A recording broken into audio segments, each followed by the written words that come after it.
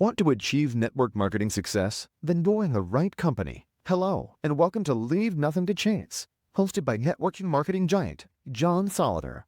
Learn everything you need to know about the network marketing space from somebody who's actually done it. Join us every week for front row seats as we feature some of the finest and most successful personalities in network marketing. Leave nothing to chance. Join us now. Well, welcome everyone, and a new guest on the Leaving Nothing to Chance podcast, and that is Paula Naeff, all the way from Basel, Switzerland. Paula, welcome. Well, hi, John, and it's so nice to be here. Thank you so much. Well, thank you for being here. Paula, I want to tell everybody a little bit about you. You're a mental performance coach for high-performing and highly ambitious athletes, artists, and entrepreneurs. You help athletes and performers at all stages of their career master their mindset, build resilience, and rise from being great to extraordinary both on and off the field. Your personal life journey includes a background in classical ballet, Pilates, as well as professional coaching, flow into a masterful mixture that allow your clients to unfold their mental and physical power, tap into their innate wisdom, and truly believe in themselves to reach their goal.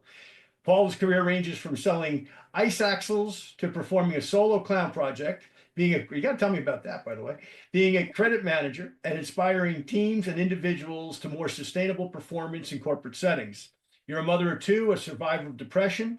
You're proud of your Finnish roots, and she's also a true citizen of the world. She loves skiing, dancing, being silly, and listening. And welcome to the show, my friend. Well, thank you. Yeah, it always makes me smile to just listen to who I am. Sometimes I listen to that too. I go, did I say that? So, Paul, let's start with something fun. So, tell me about the clown. What was what's the clown thing about? Yeah, well, I come from dancing, so I was trained to perform on stage, and then I got into this group that was in England, and we were doing all kinds of physical theater, so a lot to do with choreography, dancing, movement, but as well as speaking or otherwise doing theatrical productions, and then just came about doing this project that was a solo project for me as a clown, not as in like a circus clown or something, but clowns can be funny and sad. They have these both sides. So this was a 30-minute piece that included a lot of movement, some speaking, a lot of mime. So I had to learn a lot of mime to work, tell story in many different ways. So it had music and um, everything together. And I performed it then when I was pregnant already with my son. And then we had to rush the performance before I got too big with my pregnancy. So I would still fit the costume. It's funny you say that because I think of you said that, and I almost think of clowns as funny, right? Circus clowns. But I think of like Pagliacci, the Great Opera. That was not a Mm. happy clown. Nope. So I, Yeah. I I didn't think of that. So great. Well, let's talk a little bit about your current career. Um, and let's start because you coach elite people at all levels, be it athletes, be it entertainers, be it people like myself that are entrepreneurs, CEOs, us, and most of our listeners fall into one, or even they intersect in some of those categories. Where they've been an athlete, they've been an entertainer, they currently might or might not be. But let's start at the top. What makes a winner in life? For me, it's very simple. Someone who really taps into their innate wisdom, that they found they're winning from the inside. If you win inside, you can project that to the outside. And the other thing is you take loss into account. I mean, there is no winning without losing. There is no one thing without the opposite of it. And it doesn't mean that you're a loser or you are a failure or you'll make mistakes. Of course you do, but without that, you wouldn't ever win. And that kind of wisdom has to come first from the inside. What would you say? And this is something I've talked about with different people in the athletic realm that have been super successful, but they lost maybe at the highest level. and the public thinks, well, that guy lost. I'll give you one example. There was a great quarterback in the National Football League here named Fran Tarkenton, and he Hmm. wrote a book called I hope I got this book title right, but what losing taught me about winning. And he went to 4 Super Bowls, lost them all, and to this day, he says people come up to him and say, "Oh, I remember you losing the Super Bowl." Well, they forgot the 80 plus companies he started that were successful. They forgot the billions of dollars in revenue he's created, and he still went to 4 Super Bowls, right? Which very few people can make that claim in life. But question about that, right? What do you think losing teaches us about winning? What do we learn from what we do wrong or what doesn't work out the way that we wanted it to, that we then apply the next time to perhaps win? That's a very good question. I think one of them is, how do you define your personal success? It always, every time you lose, every time you make a mistake or something doesn't work out because of whatever, it redefines what is success for you. What does it mean and how does it feel like? Because often what happens also is, even if, well, let's say this quarterback had won, still he might feel like he might feel like he's a loser because at some point, and a lot of times at the very elite level, people are very much perfectionists. And you think that once I get to this point, once I win that Super Bowl, or once I get to that level of performance, that then that's like everything opens up and I'm just a happy person. And I have so much joy in my life. And it doesn't work like that. You know, So oftentimes that's what happens. I'm thinking about Michael Phelps, the great swimmer. 18, 19 medals in multiple Olympics, right? I mean, legend, wealthy, super popular around the world. And yet he had some challenges both during the Olympics and after the Olympics. And here's a guy that to the rest of us is like, wow, wouldn't we love to be Michael Phelps for 5 minutes? But obviously there was something missing. So talk about that a little bit, because sometimes somebody achieves, or on the other end of it, they're super successful, and yet they don't see themselves all the way that they need to see themselves, right? Like how to talk about that a little bit, how those people make those adjustments so that they have a balanced life versus just super success in one area. It's all down to identity. Because when you're training, like in my case, if I started training ballet when I was 4 years old, and then you grow up to this identity, and then everything that you do is you identify yourself as that what you do. In my case, dance. In another athlete's case, it's the sport that they do. So if you're a football player and you go and you play in all those levels and you become professional, all if you don't think of anything else, you're gonna think I'm the football player, and you're never really good enough. Hmm. So even if you achieve the highest things, you feel, okay, I can do more. This is not enough, not enough. And that eats you up unless you start doing some kind of work and see, well, who am I really? Like, who am I?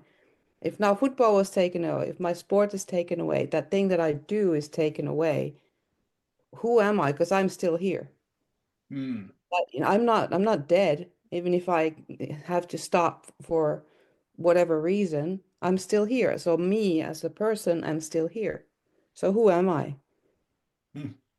Great answer. And I'm thinking of another area, right? I'm thinking, Hollywood, John Belushi, go back in time, Janis Joplin, right? Some of the other great entertainers that lives ended very prematurely due to drug abuse, for example, right? And obviously they had an addiction problem, uh, but that addiction problem may also have been because some self-image, even though they saw themselves in one area super successful, something else was lacking. I mean, how do you fix that? I guess is the question. I think it's the same answer here. Who am I? What is, how do I, because we all want the outside appreciation. We all want people to tell us how great we are. But unless you're able to tell yourself and believe yourself too, I guess that's the point. You have to believe in yourself. and not just being dependent on what other people do. That's what happens with a lot of entertainers. You have this, it's a rush being on stage and you being applauded and people do standing ovation and once that's over, it's like there's a void. What's there? And you have to be able to fill that. And unfortunately, a lot of time it is the substances or something else that's gonna, and not just for, I mean, for anybody. There's, alcoholics and substance abusers and whatever everywhere in society, right? So it's the same thing. How do you feel it? Well, the healthiest way, I guess, would be to fill it with you feeling like you're enough, like you've accomplished this and you appreciate yourself. You can even love yourself just the way you are to fill that void. So you don't need the substances. You don't need other people's opinions of you to be all positive for you to feel good. Hmm. Great. It's great. It's a great answer. And it's such a subject. We could probably do 5 podcasts just on that one question, right? I mean, and there's so many good and bad examples, right? I mean, Steve Jobs, the comeback that he made in his own company, right? Basically, they fired him, right? And yet then he came back and he reinvented not only himself, but he reinvented the corporation. And even though he's not here physically, I mean, look at what Apple has done, Mm. long term as an example. But let's move on to the next question, because it relates to this. How do we create momentum in our life and in our business, but in our life more importantly? How do we create that momentum so that we're always as best we can going forward in a positive way? I believe, now this is what I believe is through habits and routines that you know that you've tested that work for you, that keep you grounded, that keep your energy high, that you have tools in place that regardless of what happens, you can keep a check on your emotions, that you can elevate your energy to a level that is needed, that you have something in place, and that's, you have to experiment with yourself and with different things to find what works for you. Some people it's meditation, movement, it's a reading or writing or you know, communicating, whatever it is, that there are a lot of different ways, but find out what it is that, if you do that every day, like brush your teeth, that this, okay, this is going to lay a foundation for my day, that regardless of what comes, I know I have a certain level of energy. I have a certain positive uh, being, just my presence. And even if something happens during the day, I mean, things always happen. There's always these things. That's the most things in life are like unexpected, right? So these things that happen, that I have a way to go about them without losing my composure, without losing myself. Because I believe that that is at the bottom of a lot of mental health illnesses, for example, Hmm. Hmm. not being able to cope with things. Is there a habit? You mentioned the word habit, right? Habits are so important in every endeavor, as we know, right? From sports to arts to business. It's like good habits or bad habits, right? The good habits are hard to establish. The bad habits are easy to get into, right? Mm. But we're early in 2025. So for our listeners, Paula, is there just one thing, be it deep breathing, be it walking in the park, be it meditating, be it, prayer, be it, whatever. If there was one simple thing that they all could do that maybe they're not currently doing, what would you suggest? Well, one thing is try changing your state in movement. A lot of people get into this habit, especially if you, even as a mover, even dancers, they have habits of how they move. In order to change your energy, if you feel like your things are negative in your mind or things are just not going the right way, you feel like getting tired or whatever it is, move in one way that you don't normally move in. Hmm. If you are normally a mover, so you're, an athlete or whatever, you move in certain ways. But what if you then, for that one moment, and it can just be one little move that takes 1 second, you shake yourself or you turn your head side to side, or you turn around once, or you jump up in the air, whatever it is, just do something that's different and then keep going and see how, that's going to change your energy at that very moment. Mhm. And let's talk about life skills. So here we are, 2025, new year, right? New blank sheet for a lot of people, right? We're early in the year as people are hearing our broadcast. What are a couple life skills that people can work on to get themselves to a better place as we get to the end of 2025, right? They got a nice full year ahead of them. What are some of those life skills that they can apply? Well, one thing that, you and I talked about before we started was the thing of sleeping. Now, I'm not saying I'm perfect and I'm also working on this, but sleep is very important. And it is. I mean, I know everybody's heard it so many times, but there is a reason why you hear it so many times. It is because it is so important. If you don't get enough sleep, your body, your mind, everything's not going to work in its optimal way. And I believe that is one key element to peak performance, to high performance, to really schedule in. And maybe that's the bridge to the other one, which is scheduling things. Scheduling things doesn't mean that you have less time. It has actually you can see where your time is going. You can be more conscious about where are you spending your time and being very gentle with yourself when you go back and you look at your schedule. But try scheduling things and sleep, scheduling the sleep. Anything that's important, schedule it in, and then you can see where your gaps are. And it's so much, you can be so much more at ease if you use some kind of scheduling for your weeks, for your days. I love that you said that because I've got my regular business, I've got my wife's business, I've got my podcasts, obviously that we're doing right at this moment, and I'm a master at double booking myself.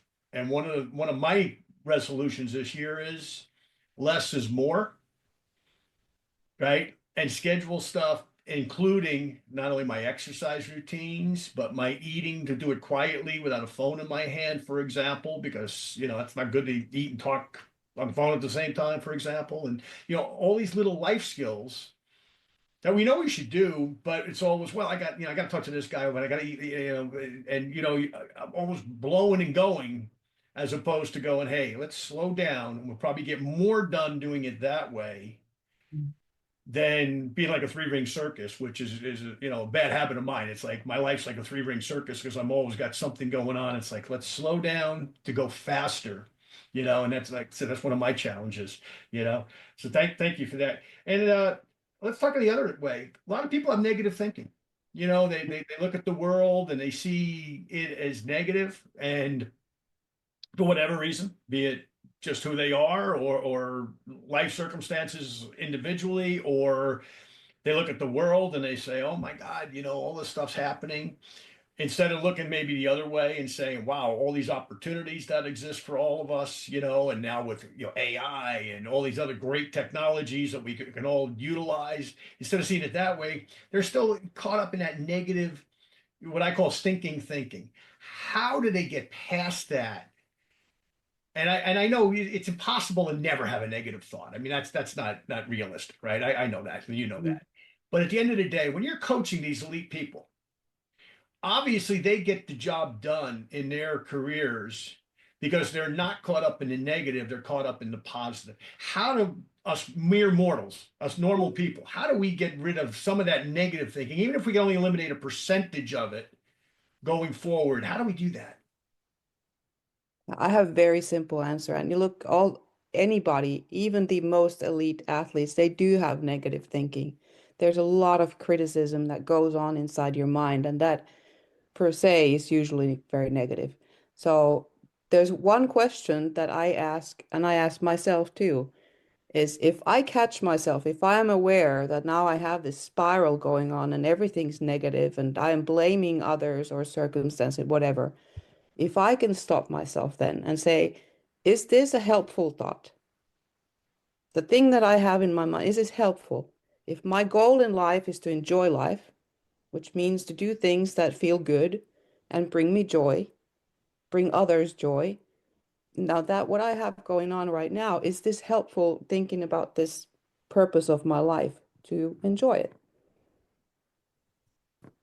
And how do we create a consistent winning attitude in our life, in our business, in our event, if we're an athlete or entertainer, how do they do that on a consistent basis where they get that winning attitude? Like, we have some people here in North America, for example, that we consider winners.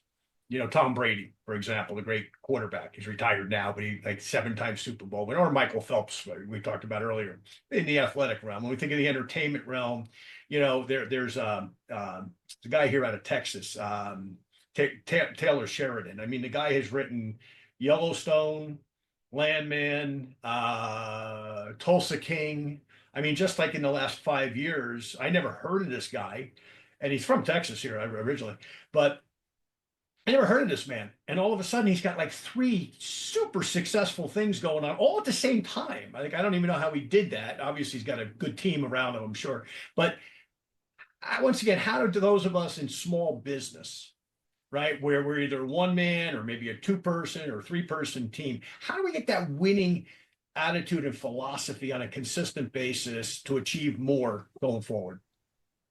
I think there are many things, but 2 come to mind first. One is being very, very consistent with thinking of why you do this. What is your purpose for doing it? You're never doing it for you, for your own personal gain. You're doing it for something that's bigger, whatever it is.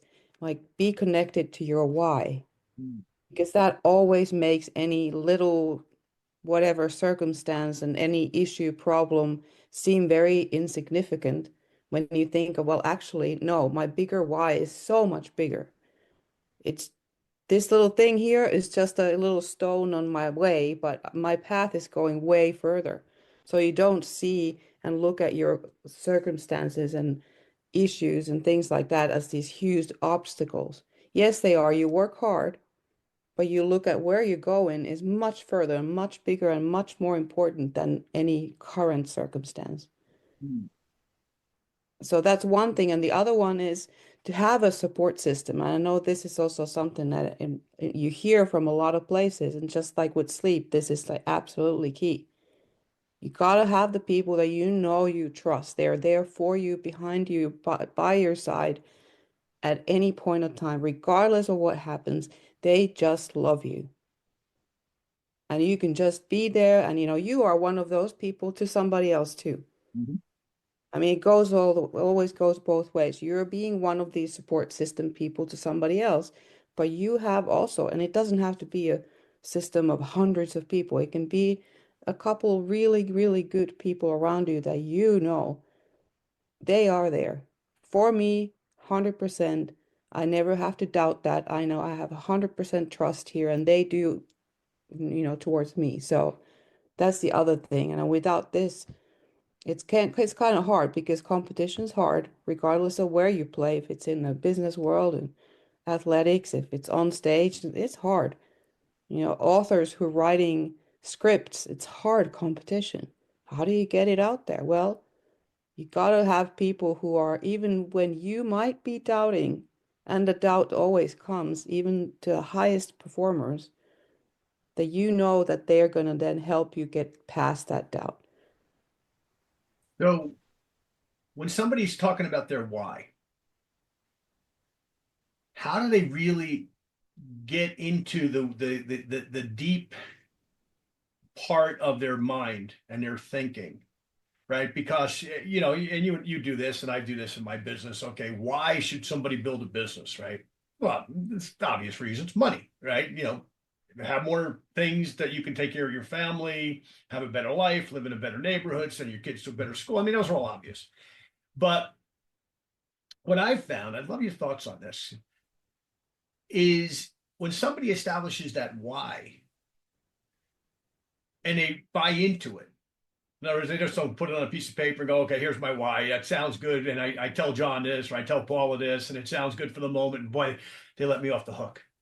But how do we get that why to be consistently in their mindset as they go forward in their career, so that when those things happen, when the prospect says no, when the deal doesn't close, when the team says, hey, you're too old, you're cut, when whatever happens, right? Because all these different endeavors, how do we get that why so that they really buy into that why? That's their why, right? It's not your why or my why, it's their individual why. How do we get that to and reinforce that to them constantly? So, like, remember, you told me you started this business, Paula, because you wanted to send your kid to this medical school. Did you forget that when you told me that, oh, well, three people said no yesterday, so you quit? Right? Or you're giving up. In other words, those type of things where you can play that mental tennis game in coaching them. Like, and help our listeners to coach both themselves and the people that they coach, because many of them are in coaching one way, shape, or form, right? How do they do that to constantly remind that person of that why and keep it in front of them? Well, very specifically with athletes or entertainers, for me, everything is based on joy. You don't do anything where you're really passionate about if it doesn't bring you joy. If you don't love it, you don't become an elite athlete if you don't love your sport, if you don't get so much joy out of that, that you want to share that with others, that you're willing to do all that work and do sacrifice and have pain, and all of that because you love it so much. And because not just because you love it, you want to share it with others, with your teammates, with the people who are watching, with everyone around you, that it means so much to you. And this, whatever is the specific why in the bottom, but for all of us, I believe as humans, we're here to enjoy the life. We're here to create joy for us, for others. And if this is the way that you have found out is the way to express yourself in this world that brings so much joy, that it's overflowing, you need to share it with others. And that's why you go through all these hard steps. And that's why you can become better than so many others in that. Hmm. And I remind them of that. Like, remember, why are you dancing? For example, for my dance, why are you dancing? Because you love it so much. You get goosebumps from just thinking that you're gonna influence the way your whole audience of 1,500 in the theater are gonna feel every evening. And there's a different group of 1,500 people every evening, and each of them are gonna walk away. They know the story. They look at you, share your love and your joy so that they can be in this bubble and come out of there changed. And that's usually one way. It's like, oh, okay, yes, all the hard work, yes, it's hard.